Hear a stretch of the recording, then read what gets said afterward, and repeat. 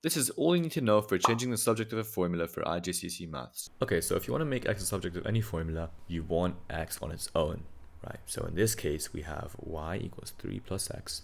We want x on its own on this right side. But there's a 3 plus next there, right? So what you would do is you take away 3 from both sides, and then it would be y minus 3 is equal to x.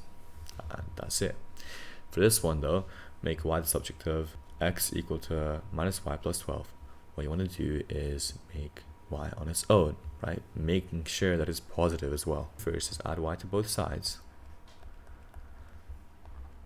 So now we have x plus y, so y is positive, is equal to 12. But there is an x next there, right?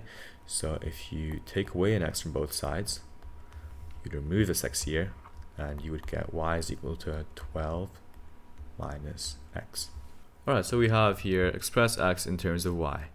Basically, when it tells you to express x in terms of y, it's literally just saying make x subject to the formula, get x alone by itself on one side. In this case, we have 3x, which is square rooted, equal to 16y. So the first thing you can do, square both sides, this square root will disappear. So if you just square this square root will disappear, but you'll have to square this side too.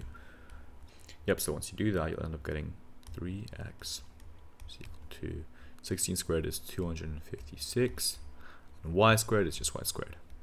Now you want to get x on its own, but currently it's being times by 3. So what do? You reverse it, divide by 3. So now you have x is equal to 256 y squared divide by 3.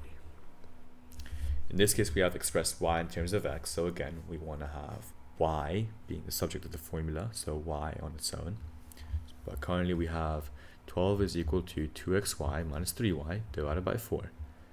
To get this divided by 4, to get rid of it, you would multiply both sides by 4. Because currently it's being divided, so you multiply.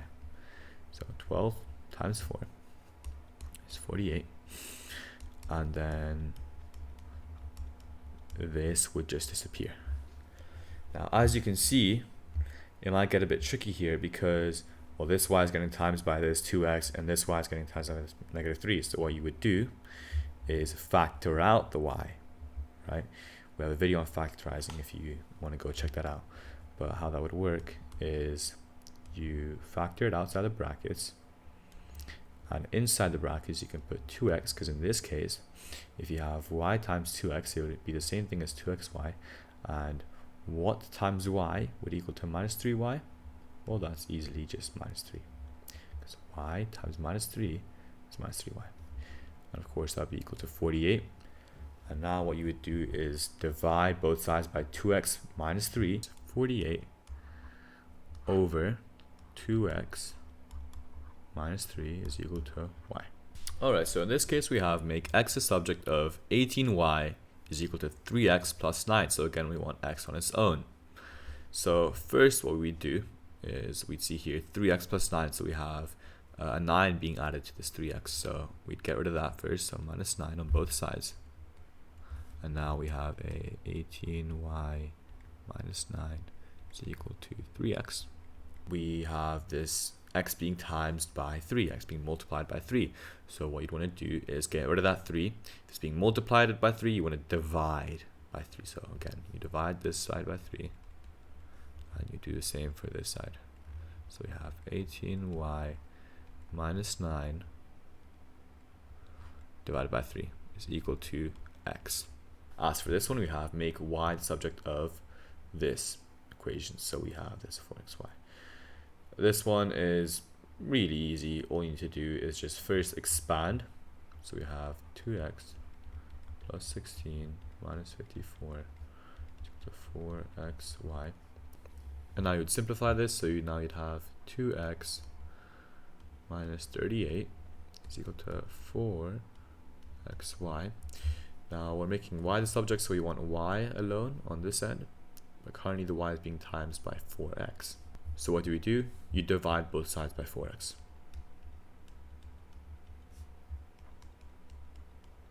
Like so. So you have 2x minus 38 Now go ahead and pause the video and try out these questions. For the first one, we have the Pythagoras theorem, which is a squared plus b squared equals c squared, and we have to make a the subject. So first thing you do is you would minus b squared from both sides to get this a squared alone on its own. So it'd be a squared is equal to c squared minus b squared, and now to remove this square, you would square root, right? So square root this, and then this square would disappear. So now it'd be a is equal to square root c squared minus b squared. We have make p the subject of AC is equal to pi over p. If you times both sides by p, this p here would disappear, leaving pi on its own. So there would be ACP is equal to pi. But now you have this p being multiplied by this AC. So to get this p on its own, you have to divide this side by AC and this side by AC.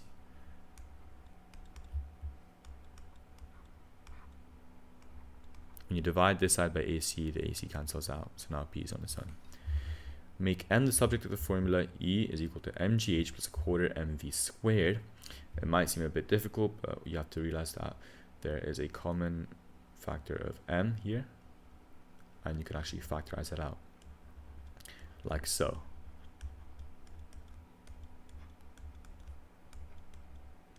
Right, you can watch a video on factorizing.